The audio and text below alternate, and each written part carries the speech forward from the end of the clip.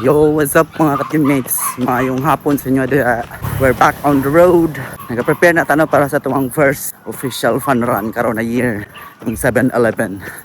Atong naapilan kay 32 km, no? So medyo taas-taas po. So kailangan na ito mag-prepare. Kaya taas-taas po ng 32 km mga ka-teammates. Alright, let's go! Target na to ron mga ka-teammates. 15 km. Kasi makaya, no?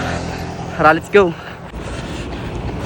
So kanang upcoming na to na run, no, sa 7-Eleven, first official run na to na sa 2026. Actually akong goal yun karon na year, no, every month unta to na kay kana nga run, no, libog man January 31 to February 1. So natungaan yun, no, so kuha na lang consider as ano January o February na to.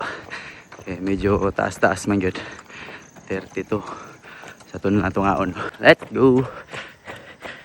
So naka 10 km na to, 5 na lang. Let's go. Let's go. 5 more to go. So 15 km daan. Thank you mga ka-teammates. God bless atong tanan. Bye bye.